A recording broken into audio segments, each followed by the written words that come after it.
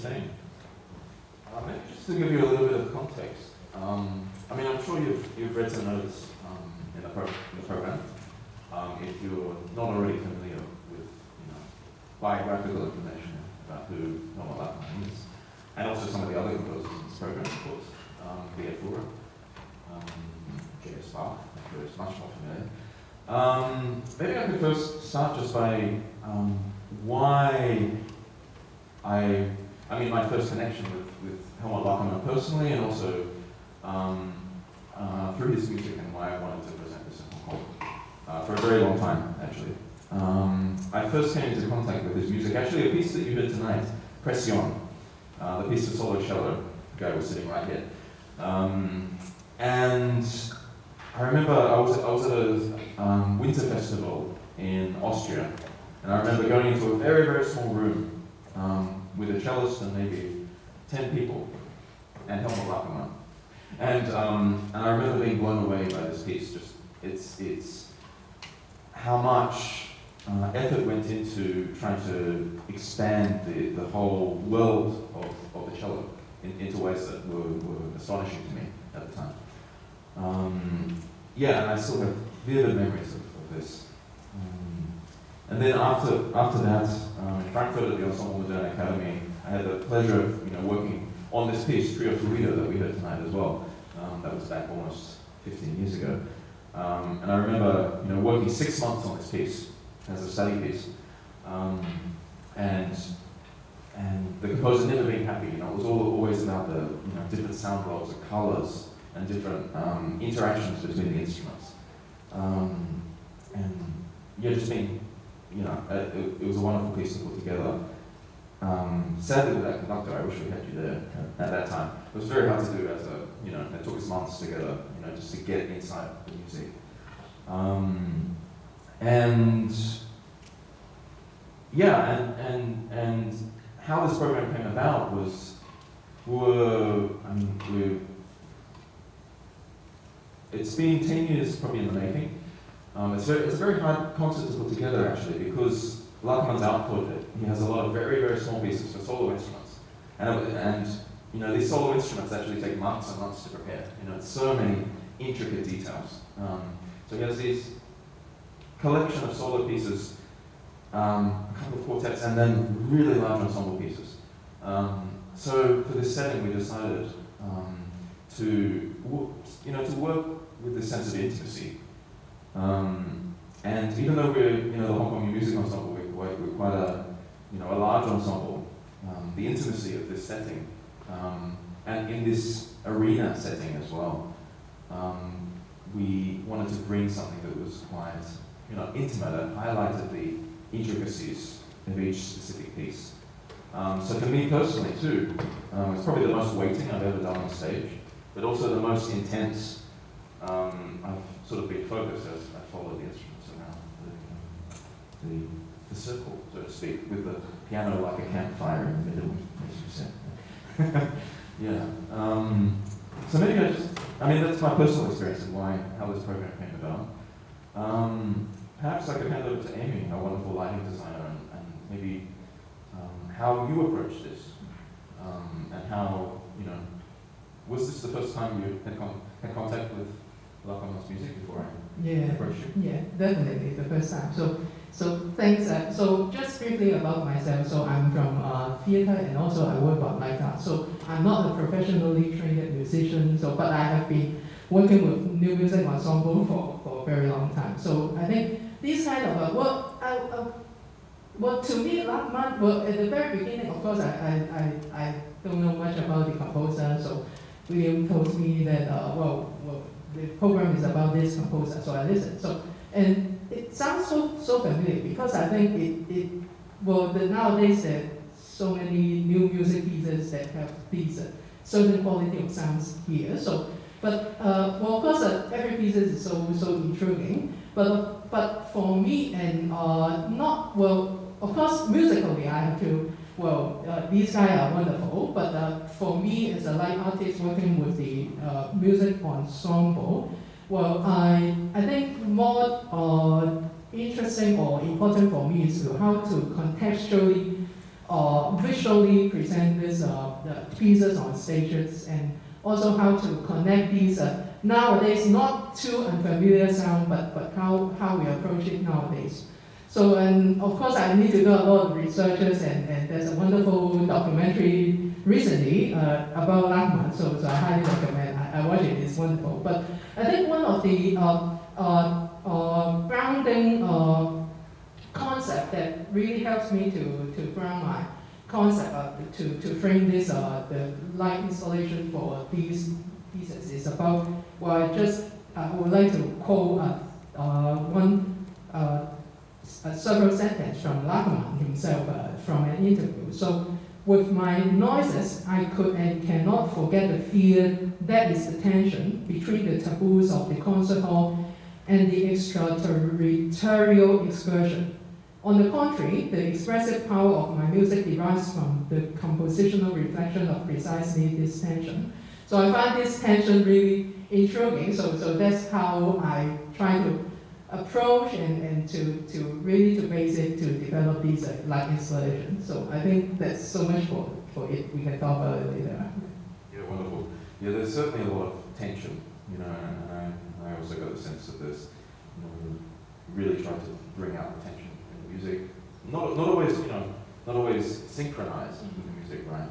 But the sense of, for example, Pression here, like for me, I was over there, like really entranced by the shadows. You know, for me that was a really beautiful way to experience the piece, and the highlights on the, you know, the hand. You know, ways that are incredibly simple. You know, however, you know, so powerful. Yeah. How about you, Vicky? I mean, we've actually been talking originally this program. Maybe we could come into what this program was going to be. The pandemic put an end to some of that. A lot of the larger scale Lachenmann works, like Mouvement, who we're going to present here, piece for 20-something musicians. But actually, now thinking about it, perhaps this is a nice way to introduce Lachenmann to Hong Kong audiences through this sort of internet context. Yeah. Just wondering how you came into contact with his music and what it means to you. Well, first of all, in this concert where I'm in a lot of notes per se, well, except for the Bach and the last piano piece by Viakur. So, because I am a percussionist myself, I work with different sounds that are not notes all the time. So that's why I'm drawn to Lachmann's music. And my conducting teacher, he's like very close collaborator with Lachenmann. And when I was studying in the US, we did a lot of his works. Pretty much all the three biggest ensemble pieces, apart from his orchestra pieces. That's how I get deeper into Lachmann's music. Because like this kind of music, we have to do it to understand it. So, for example, the cello piece of the song, if you're just a classically trained cellist, when you see the score, I'm sure Poon will say the same thing. It's like, what's going on? It's all a lot of words and a lot of lines, but no actual notes to say where you play, like which note you have to finger on the cello. And well, actually, that piece he wrote it as an etude for a famous cellist. I forgot his name now. And when he wrote it, he actually rented a cello and tried all the sounds. So all the sounds he put in the piece, he tried on his own. So it works. Yeah, I've seen him do this actually. He just picks up a violin and says, this is how you do it. Like with Tocatina. It's like, I've tried it. I know what is possible. Yeah, to every ensemble, maybe even to the RTT quartet, will just take Irvin's value and do it like this. But, well, because we were supposed to, well, we wanted to do those, all the big pieces, like Move On or Swahili Food. With that piece, it's like a combination of different sounds that we hear tonight with like different wind techniques, different string techniques, different percussion techniques. So now this concert can be a first taste of how you can start to listen to different sounds. And maybe when everything's open up with more space, then we might play all the other pieces. Yeah, and it's also a wonderful preparation for our musicians actually to get into the sound world, because it does take time to get into an incredibly long time. Yeah, and also I'm very thankful that everyone stayed around, because for us the quality of the engagement, even though there are few of us here tonight actually, we're not dismayed by that. Actually, we have Lachenmann on the program tomorrow night in our third concert in the series, a piece that he wrote for children, a piece called Sakura Variations. So actually, his music, I mean, is relatively tonal, still a little scary, for kids. But it was written for a kids concert in Cologne, I think, and sort of featuring a famous Japanese tune. Yeah, and for us, that engagement with you guys, the intense listening experience, when the creak of a chair can sometimes be louder than what's happening on stage, for me it's quite a powerful experience. Whereas tomorrow, we're trying to introduce new music to 3 to 10-year-olds. It's a very different challenge. But we hope this is sort of part of a creative process where we can engage with different kinds of audiences and hopefully act as a stepping stone for more music like this in the future. Yeah. And just to give a word about the other pieces in the program, the Vietfura, Voicelessness, incredible piece actually suggested by our team member Angus Lee, as sort of, he described it as a palate cleanser. After you hear this really intense, sometimes musique concrète, or that you have this time where your ears can relax a little bit, even though it's quite complex music. And we started out the program with a 3-part invention by Bach. In the middle was our adaptation of the 2-part invention by Bach, where Lachenmann added a 3rd part. And actually, with the Vietfura, the music is notated in a way quite innovatively, where the sort of 3 parts spread over 2 staves. A really innovative notational technique. So for us, this padding, this sandwiching of Lachenmann's music, we didn't want to present something that was just all Lachenmann, all abstract and unknown, but there was something that was somewhat known, somewhat reminiscent. So yeah, that was sort of the concept behind that program. Okay, just wondering if anyone has some thoughts, reflections, questions. Happy to answer, or you can yell at us if you want. Yeah. Since you said you worked on the trio fluida for like 6 months or so, can you just tell us a little bit about that experience tonight, like what were the challenges to overcome with respect to Lachemann's Yeah, I mean, actually now, this time was a lot easier for me.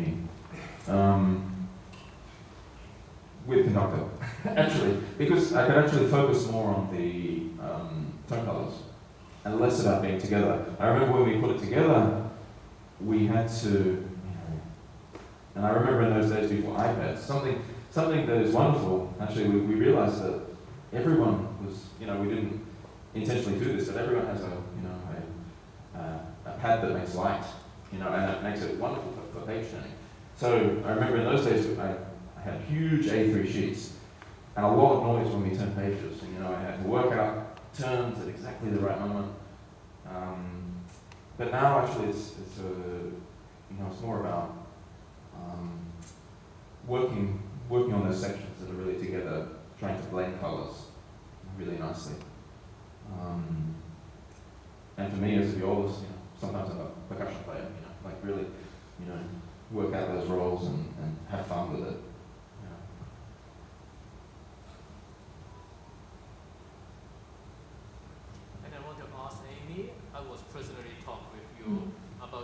stand usage linkage to the Lachenmann artistic mindset. Could you talk about it? Yeah. Oh, thank you. So, well, I mentioned about that tension. So that tension is about something conventional. So from what I researched, so Lachenmann is really conscious or highly aware of this fear. He really used fear and tension to describe this relationship between the more conventional classical music or more conventional classical music performance situation and this kind of new music or music concrete. So between these two. So I think, and also when watching the documentary, one thing I was really not astonished, but really impressive is that he's actually only works in the concert hall setting. So all conventional concert hall settings. So it becomes like, so this tension, so that's why I put, it may be subtle, but you can see a lot of music stand right here. And it's because this is one of the symbol of the conventional music performance. And this, but then I try to transform this music stand into something different. So it's a way of the dialogue with Lachenmann, this tension and also fear. So this concept I try to bring on to kind of go into the world of Lachenmann and think about how to what's the, I think it's not only about Lachenmann, but it's more about what's the relationship of with music and what's the relationship with new music or creating new sound nowadays. So I think that's more important for me. So that's why I try to bring it all into this installation, and hopefully that could bring some tensions or even reflection. Well, like as the mirror, I'm not sure. Well, some may know, but this I try to do it very subtle, giving some hints, but hopefully everyone can enjoy and find their own way into this Lachenmann's world.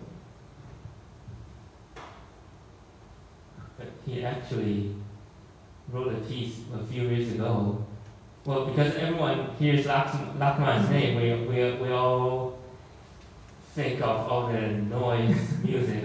And then he wrote a piece just to troll all his fans. His Marche Fatale. It's like a very conventional march, but and he twisted it weirdly, like he make a march even more funny, like very many random inserts from other pieces. Like the march will be going on, and suddenly Tristan plays for a few months, and then the march comes in again, just to troll his fans. Sometimes he's very funny. Like he always say his music is fun too, but not in a humorous way, but it's fun to play. And he always puts some inside jokes in his pieces that only he knows. Like no one knows what's inside. Like for example, he said in Mouvement, he actually put the French national anthem in the middle, but no one knows where it is. So only he knows. But he sometimes jokingly say that in the rehearsal. Hey, I have that inside. Can you find it? Like ha ha ha.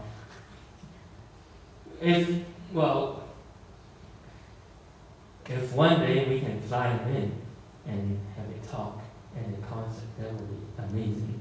Because, well, usually when we hear a composer or we see a composer, they're very, very official, like, oh yes, do this, do that, blah, blah, blah.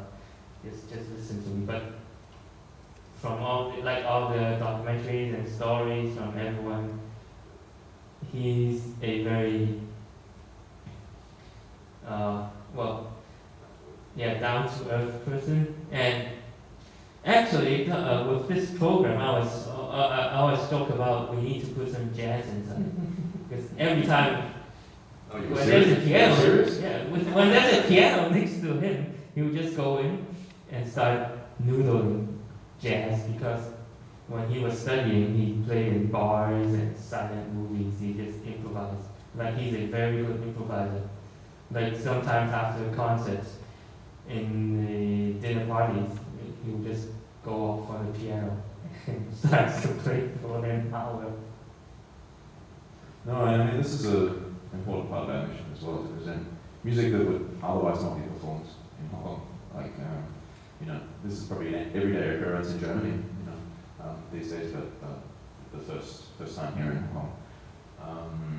So we hope you got something out of it. Maybe we have time for one or two more thoughts or questions, if you would like. Otherwise, we can. Yeah, actually, I like the lighting design in this music concert.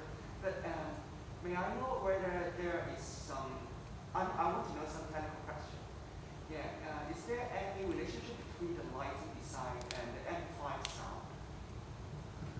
Well, the amplified sound, so that's a good question. So I'm not particularly working on the amplified sound, but it's more the sound or the musical environment as a whole itself. So it's not particularly amplified sound, but it's more the overall, well, of course, it's Lachenmann music, there's certain structure, and I would say that sometimes I find the structure is not really complicated, I would say. So like the solo clarinet pieces, they're actually very clear faces. But on the other hand, it's not, usually my approach will be more structural, but this time I'm more, because I think the sound or the sound quality or the tonal, the color itself is more important. So I just work on the overall sound. So it's not particularly one parameters of sound, but the more totality in the entire studio theater experience.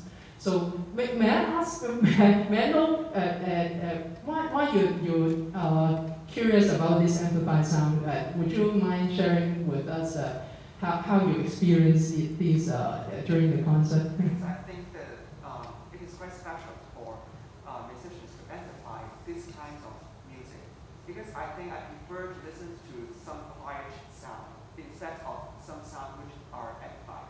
And because I see a lot of lighting design here, so I was thinking, whether those sounds is related to the light setting. I see.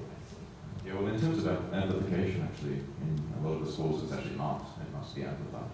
And there's an aspect of, you know, particularly in a setting like this, maybe if you're in a tiny gallery in a very reverberant space, you could hear that detail. But in a theatre like this, no chance on earth. And there's a sense, I mean, and I want to thank our wonderful audio designers led by Lachenmann.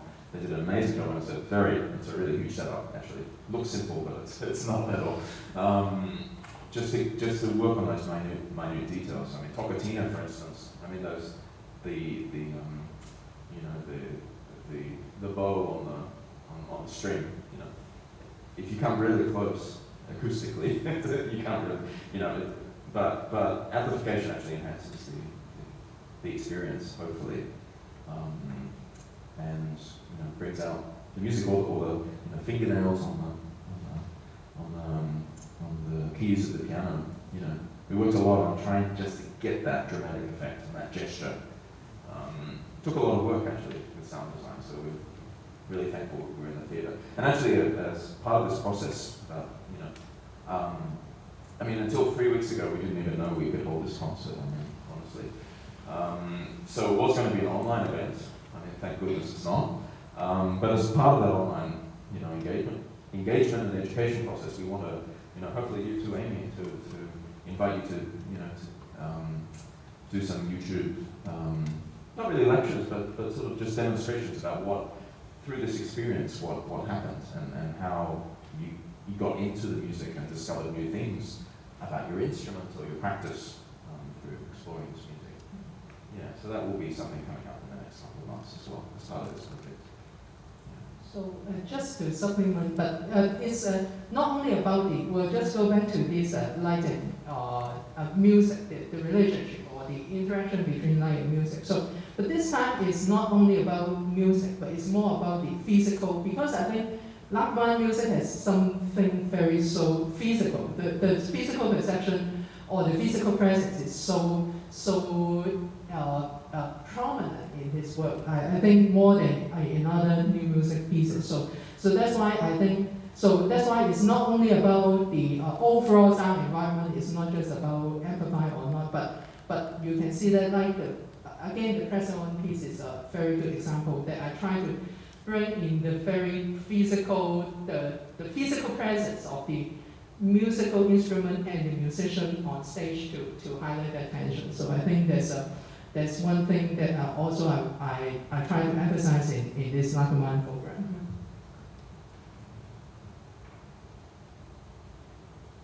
Thank you. We have time for maybe one more question, if you have. Otherwise, we might wrap up. So thank you all so much for coming. If you're interested to hear more Lachenmann, there is tomorrow, almost sold out, but there'll be a lot of kids. The antithesis of this kind of deep listening experience, but a different kind of engagement. So, but do stay tuned. I mean, our next season will be launching in September, so after this series of events. So we do hope you'll join us for our next 15th anniversary season. So, thank you all so much for coming.